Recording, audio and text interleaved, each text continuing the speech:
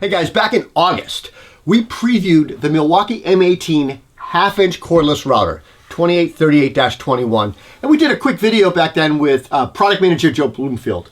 Since then, we've been using it with the intent to report back to you on our thoughts.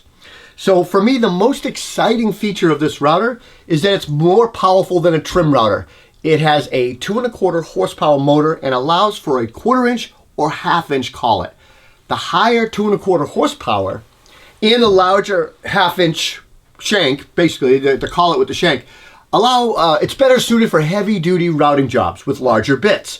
Additionally, I prefer using half-inch router bits because they resist deflection more, way better than half-inch shank bits. Larger router bits are especially important when you've got a longer bit, which can be subject to deflection, like maybe when using a piloted bit or with a bearing or something like that.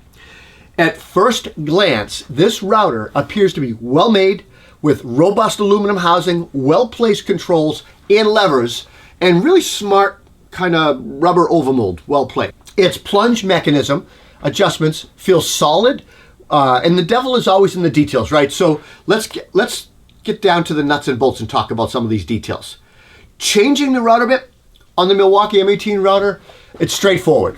A large and red spindle lock button is located on the side of the router housing. This button locks the spindle and it has to be held in, and you can do a 1-wrench bit change. You can also do, the kit comes with 2 wrenches. You could also just do 2 wrenches if you don't want to deal with the spindle lock. The power switch, I like the power switch. It's activated easily. You just slide it up with your thumb. But the button's really sensitive. It's spring-loaded and allows the switch to be turned off, spring-loaded, with the slightest touch. So boom, shuts off fast, and the electric brake just shuts this thing down. It's just a really nice safety feature, and the brake is super fast. The router body has 2 LED lights. It seems like all cordless tools have LED lights now. It doesn't draw much juice. But combined with the translucent bases, it works really well at illuminating the workpiece. The RPMs on the router can be changed by a well-placed 6-speed variable speed dial.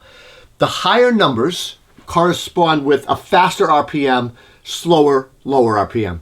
I typically use faster speeds for smaller router bits and softwoods, plastics, and laminates, and then the slower speeds are best used for larger cutters. The router's fixed base has a full hand-sized rubber overmold and a Velcro strap, allowing you a really nice, comfortable one-handed grip with that strap over the back of your hand.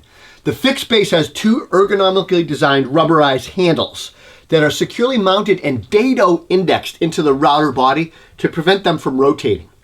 The fixed base comes with a clear plastic sub-base plate with a 2.5-inch opening, and an optional 6-inch base accepts a 1 3/16 bushing for templating. That's also included. And the dust shroud that's provided indexes nicely into the base plate. The router base plate has the same hole configuration as my legacy Portacable 690 router, which is nice. The base plates work, and interchange nicely. When mounting the fixed base, it indexes on the router. So it's only going to go on one way, and it's clearly designed for a comfortable right-handed user power switch operation. So left-handed users, you do what you always do, just adapt. You're going to have to reach around and hit that power switch.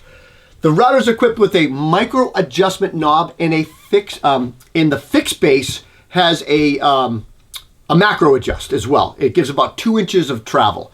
Adjusting the depth of cut is intuitive and easy to do. You just open a locking lever, you depress that macro adjust button, you can move it up and down, and then you can really dial it in with the micro adjust, lock it down with the lever. To fine tune, I will just say that micro adjustment, it's really nice because it gives you 1/64th increments to really get the router bit where you need to go. The Plunge router base, it has 2 handles as well, rubberized kind of handles, and they're indexed well into the body with that dado I talked about and the screws, and that just keeps them from loosening while you're grabbing it or spinning. The base is also right-hand switch oriented as well, and it comes with a clear plastic sub base with a 2.5-inch opening.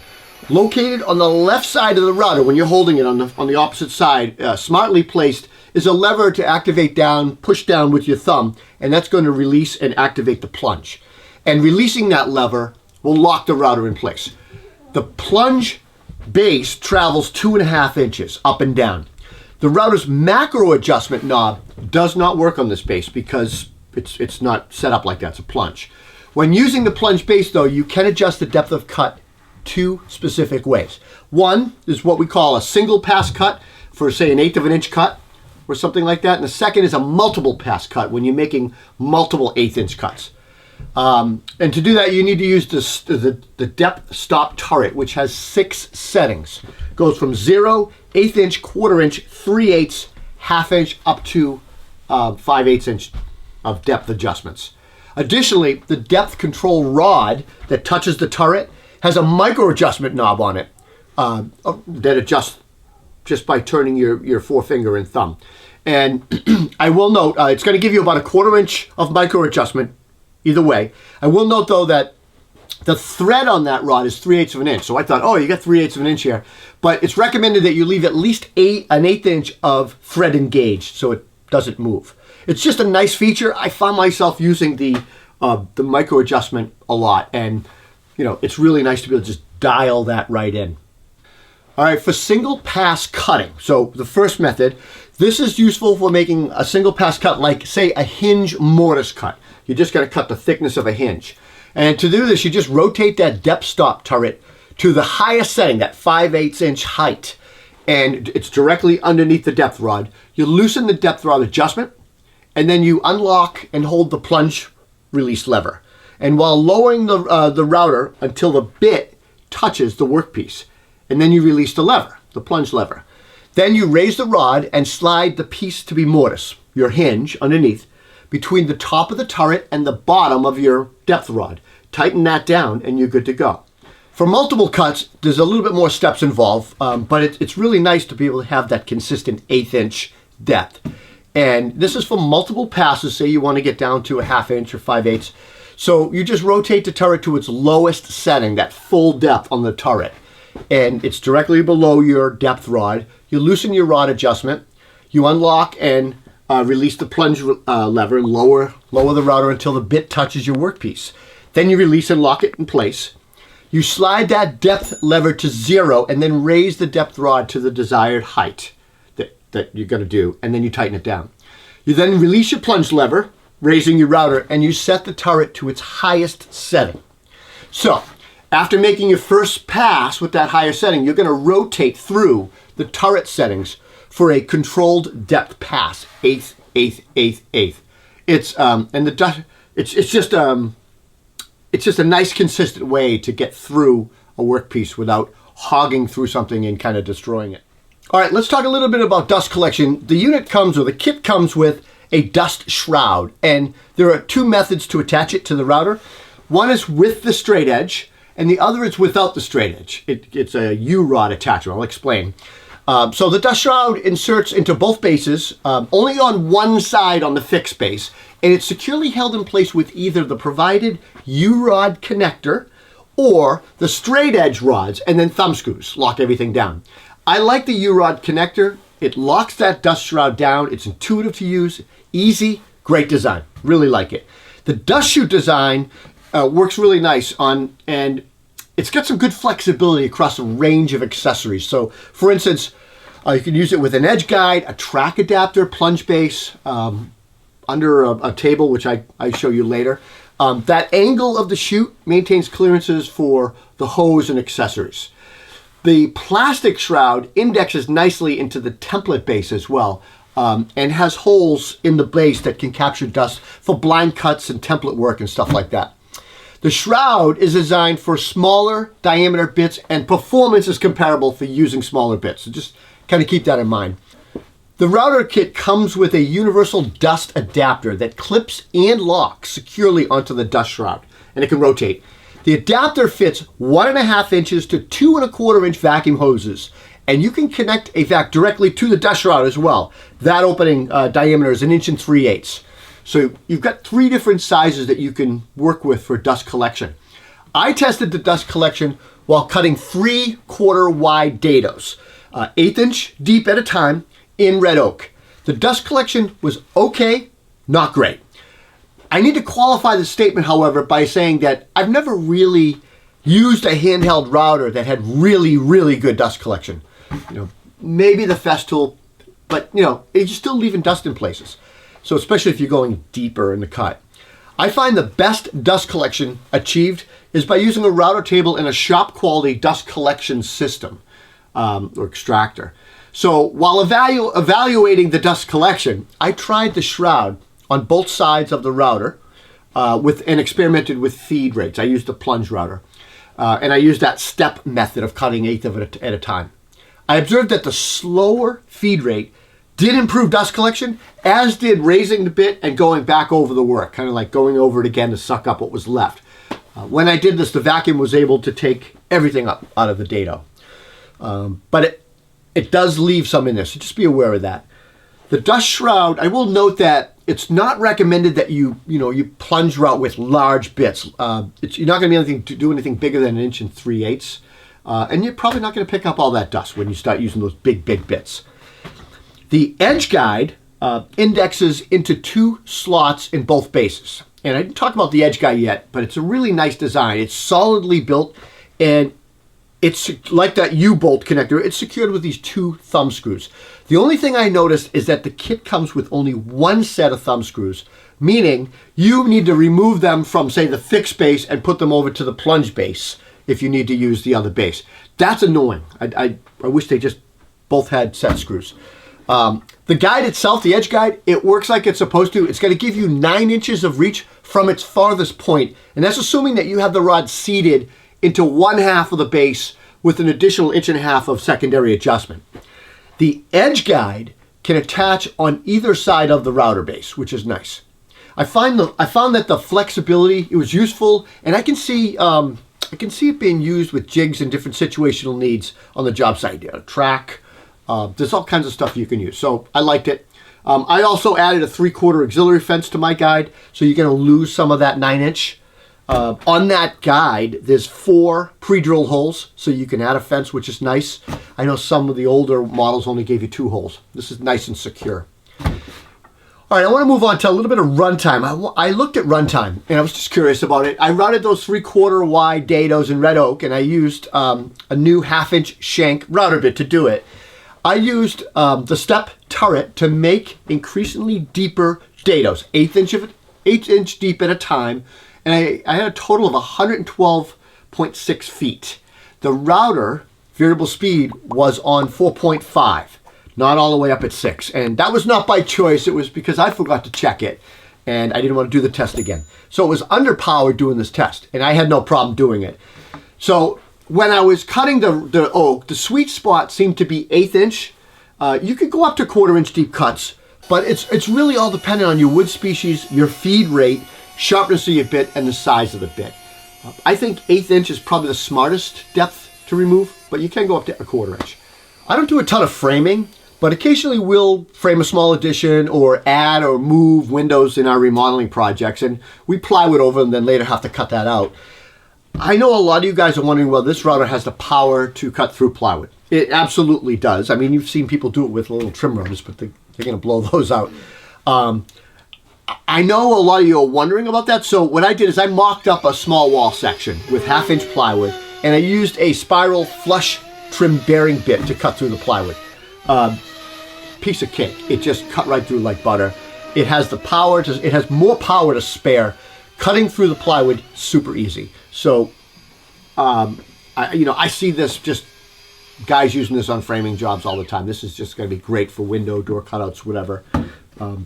When I was using the router, and I was using it with the plunge base, I noticed the plunge spring is really strong, and it does require a little bit of force to lower it. And I've used smaller little trim routers with plunge bases, and it's super easy. And you can kind of like plunge into the wood and stop and then go. I'm going to warn you, just be careful with that because of this. It's too, you might go too deep. So just be aware of that spring tension. There was no wobble, no slop in the plunge pillars or the mechanism. Super solid. On our remodeling job sites, we typically use a trim router for most of our stuff because we want to be cordless. And we're using it for rounding over windowsills and maybe breaking edges on things. If we have a bigger job or a long-term job, we typically set up our 1 3/4 Porta cable 690 router into like an MFT drop table that we built. So wanting to be 90% cordless on our job sites and curious about dust collection with this Milwaukee router, I decided that I would see if it would fit into our table. I had to do a little field modification to get the dust shroud to fit under the table with that universal adapter because it kind of hit the table bottom a little bit. The angle of the shroud, it just hits the table. So to get a better fit, I took my sander, I just sanded a bit of the plastic off the shroud. Maybe I took a little bit off so that it would fit, no problem. So we used a router table and we used it to create windowsills. We eased a bunch of edges on interior trim, but the real win on this router was with PVC.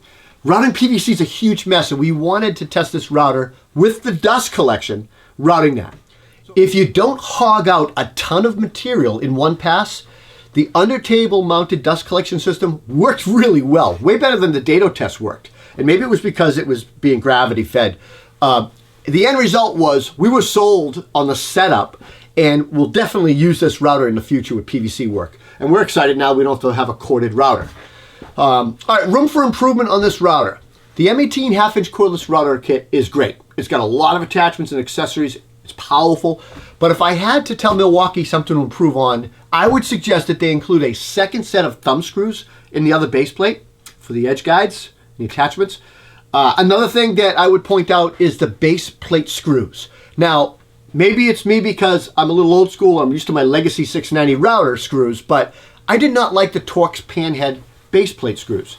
They didn't fit into my plexiglass plate for my work table.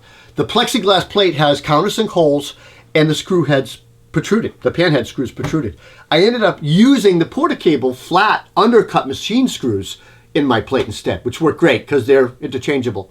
Now the Torx screws feel like a modern improvement, but the reality is a Phillips head screwdriver is probably more prevalent on a job site. The Torx screws also have blue thread locker on them, and it made it tough to unscrew them. It took forever to do. While we're on the topic of base plates, I learned the hard way that the base plate has a protruding tab that indexes into the router plate, or the router base, and it basically secures that plate from rotating, and it holds it in place for the screws. There's only one way to put this on and lock it in, so if you forget, you got to redo it, unscrew it, and do it again to correct it, like I had to. And I'm guessing that you'll only do that once. The Milwaukee M18 half-inch cordless router is going to sell for $5.99 at Acme Tools online, and it also sells as a bare tool. I forget what it is. It's like $349, $350. I will note though, they have a really cool track adapter accessory. It sells for $119, and it would be awesome for doing bookcase pinholes or maybe dados if you're going to do some dados or drop dados, something like that. Track adapter fits both half-inch router and the trim router and will work on Milwaukee, Makita, and Festool tracks. All right, guys, here are my overall thoughts on the router. Having the ability to use a half-inch shank router bit for larger profiles in a cordless tool is huge. This cordless router has the power, functionality, and the accessories to back it up to compete with corded plunge and corded fixed base routers, and you get them both in a kit. It's intuitive, easy, and comfortable to use. We were impressed, and we're going to continue using it and testing it, and I'll hopefully try to remember to do a look back, maybe a 1-2 year look back, and report back to you guys on it. It's absolutely found a home in our van for future use, and like I said, just for the PVC work alone with that downward dust, it's a win. So, hope you enjoyed the video. I'll see you guys next time. Take care.